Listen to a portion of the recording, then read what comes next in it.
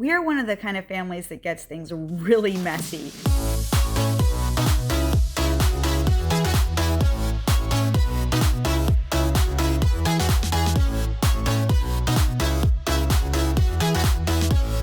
I know some families' idea of messy does not look like this. If your idea of messy is a couple of toys out of place, then this is not the channel for you. A couple of my kids were home for a snow day, and we did a big cleaning extravaganza of our living room that had gotten completely trashed. Now, it's always interesting working with your own kids, trying to figure out how to motivate them. My two girls that were home that day are in 5th grade and 7th grade, and in general, they're pretty good at helping around the house, but they're like any other set of kids. They'd much rather have screen time or hang out in their room or even play outside. And so, like all moms, I'm always looking for ways to motivate them. This day we turned on some great music.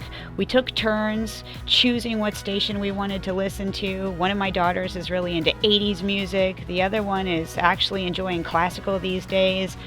I threw in a couple of oldies suggestions every now and again, along with my other artists that I like, and we just kind of encouraged one another. The other thing that I try to do is I try not to turn into crazy mommy, like my kids call it. And I just try to keep it sort of lighthearted. I won't lie, it took us almost an hour to clean this room up, and if I'd done it by myself, it probably would have taken less time.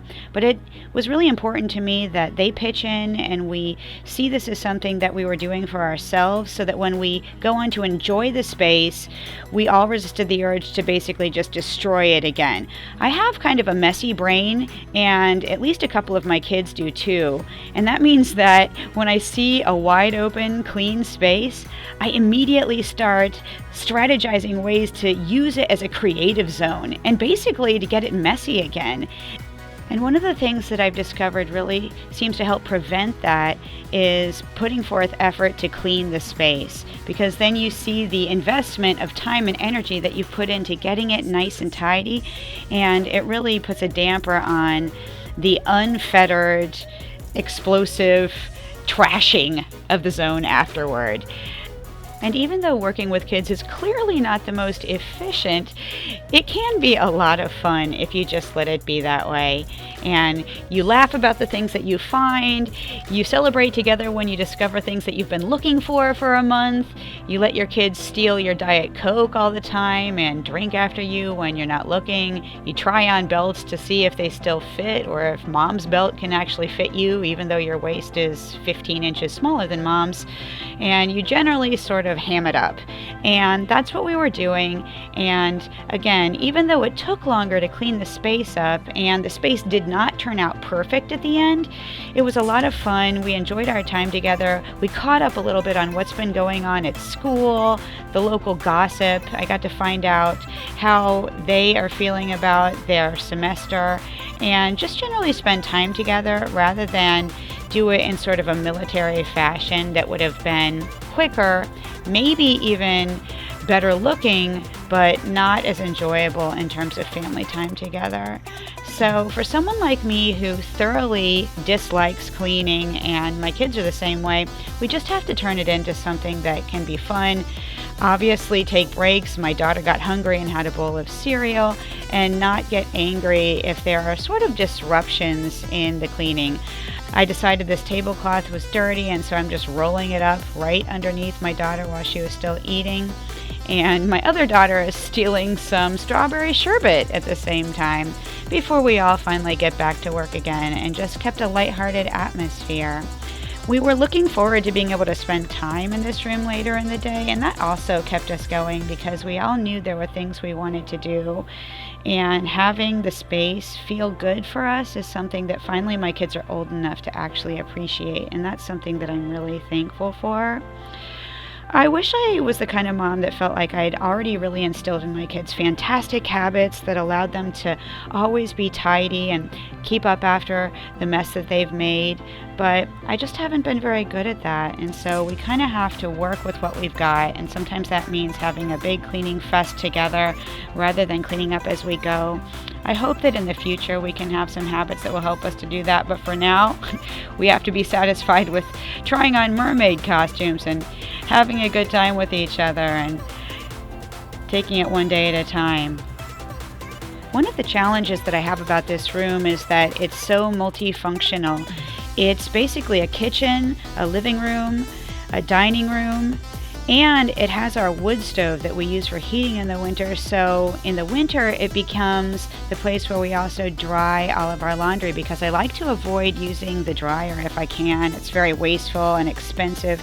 It uses a lot of energy. So you'll see my clothes rack over there by the south-facing sliding glass door that we have, drying the laundry. And that looks messy, but it saves us a lot of money and it keeps our lifestyle a little bit simpler. So even though it doesn't look like Martha Stewart, having the clean laundry there is actually a good sign for me, because it means I've been keeping up on the laundry. We'll have clean clothes for the next morning. And there my daughters are playing ball with each other when I'm not in the room for a couple minutes. Oh, I'm back, ready to crack the whip again. And they're laying out the rest of their clothes that need to dry on these chairs that are around our table. It's not the most orthodox way of drying your laundry, but the wood stove keeps everything really toasty and things dry in this room in less than an hour. Whereas if we hang them up in the laundry room downstairs, it can take more than a day to dry because it's much cooler down there. So this really is the most efficient way. And for someone like me who's just always struggled with housekeeping, sometimes I just have to settle for clean and tidy, basically being the new decor, the new decorated.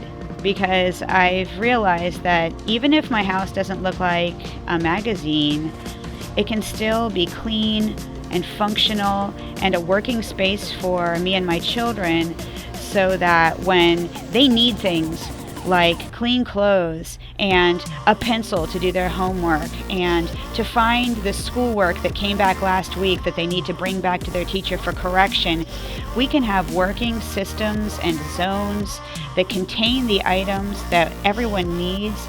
And that brings us a lot of peace, because for many years I lived in a lot of chaos and I still struggle with it, knowing that if I needed to find a piece of paperwork, or I needed to find a tool or a specific article of clothing, I might be in big trouble. But we all want to move past that. And at the end, we all felt so much better, and it was a space that we knew we could enjoy for the rest of the day, and we have clean laundry and relax. If you've made it to this part of the video, I am so excited that we have almost 100 subscribers. And when I told my children, they immediately said, we have to do something to celebrate. So they've had the idea that as soon as we hit 100 subscribers on this channel, we are going to donate 100 things from our house on camera and film ourselves doing it. We are going to gather up stuff in the house, put it all in plastic bags, bring it to our local donation center, and get 100 items out of this house. So please hit like and subscribe so we can get there faster. We love you guys so much. Thank you for all the kind words. Thank you for all the support. Thank you for all the encouragement. So when we put things out there, you guys have made us feel so good about ourselves, and we want to encourage you. Keep cleaning. It doesn't matter what your house looks like. Start with something and keep cleaning along with us. See you soon.